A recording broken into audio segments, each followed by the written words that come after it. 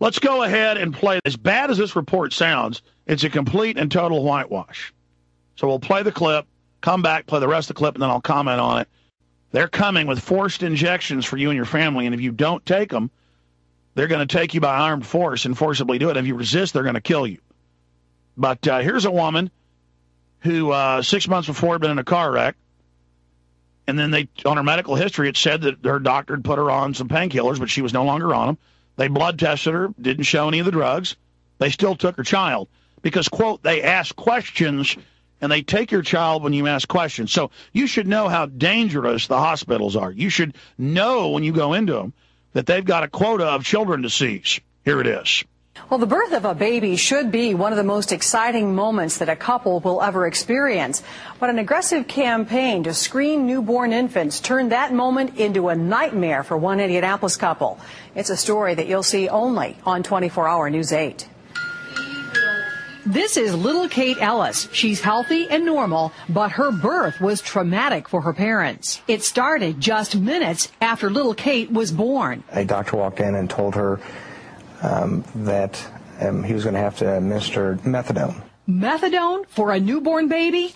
New dad Mike Ellis was shocked and then worried about giving such a powerful drug to his daughter. I knew methadone, I've heard in the past that is for people that have a heroin habit. And it threw up red flags to me. I said, no, we're not doing that immediately. Mike Ellis was in a panic. His baby had just been born at the Methodist Towers, and a doctor had suggested the baby be placed on methadone. He wanted to talk to his pediatrician. His wife, Shannon, was in a panic, too, but it was her medical history that triggered that methadone suggestion. Shannon Ellis says her doctor had prescribed hydrocodone for her after she suffered injuries in a February car accident. She and Mike trusted that the prescribed drug wouldn't affect the baby. Why would you have prescribed this to her if this was going to be an issue? Which he didn't have an answer for any time I asked that. I said, I'm very upset about this. But if I had to do it all over again, I would have dealt with the pain. It turns out anytime a mother is on a drug, prescription or not, a doctor can order her newborn be screened. And if a parent questions or protests, which Mike Ellis did, Child Protective Services can be alerted.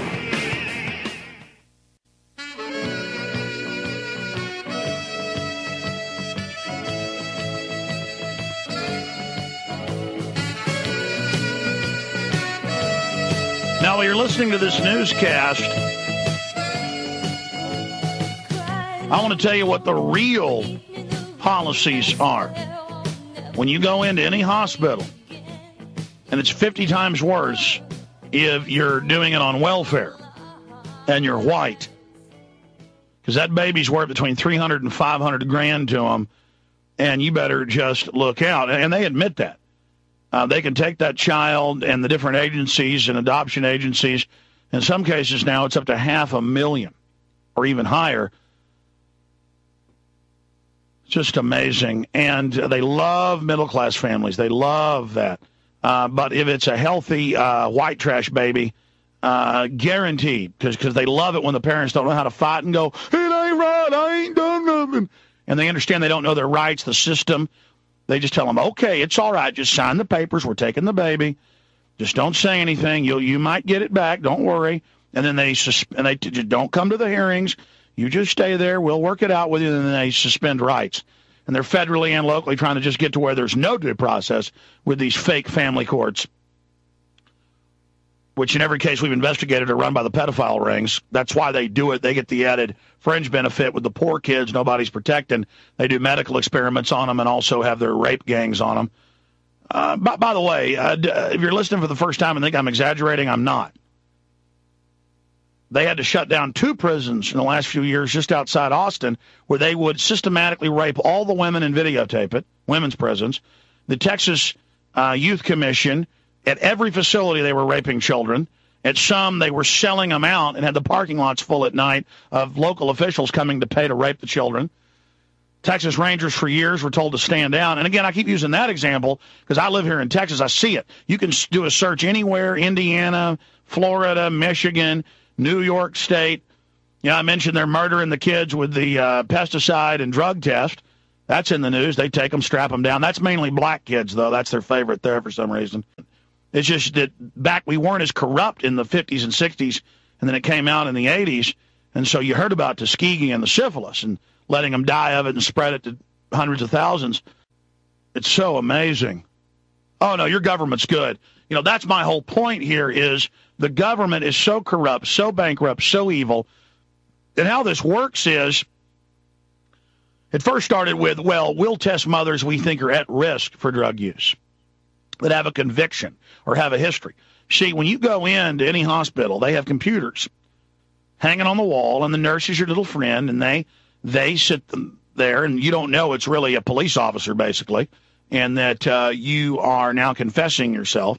But without you even asking, they run your Social Security, they run your criminal data bank. It goes through the eugenics office.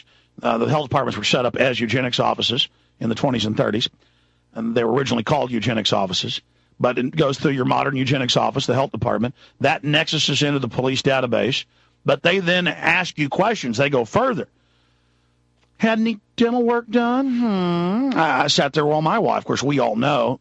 And we made the decision to not go at home with babies just because the babies we have are so big for some reason. And her first pregnancy was real tough. So my first child was over 10 pounds. So we go to the hospital. But we understand that they're all brainwashed cult members. They don't even mean bad. They're just brainwashed cult members. We understand. But I'm sitting there while the nurse, it's always one of the master nurses, is, do you have any dental work? What'd your dentist give you for that? And that's why, even though my wife just decided not to have dental work, even though she had a cavity and had an infection, she was afraid she might need painkillers anytime and that would be filed. And we knew the statistics. They'd come after our kids. So she sat there with pus coming out her mouth, everything else, because we understand your criminal op. We understand your op. We understand who you are. We know. And but finally, she got some dental work done and had a bunch of cavities fixed after that, poor thing. But listen, you're in a car wreck and you're pregnant. You do not take painkillers. Doctors will order you to take them, but they're going to black up your kids. So that's the disinfo in this story is it wasn't that he questioned.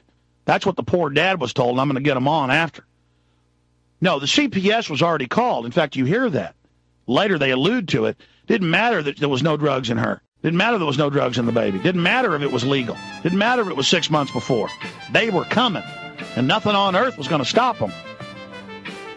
And so this is 1 out of 1,000 cases, I guarantee you, in Indianapolis, Indiana. I know they have thousands a year in every major city. And so they fought back and got their child back for now. CPS is still coming for them.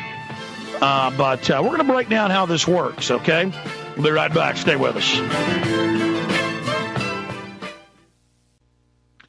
Now, I want to explain something to you. They just said on their medical records, and the medical records said she'd been in a car wreck, and they show the car in the newscast, smashed completely up, the whole side caved in, right on the driver's side, her Mustang.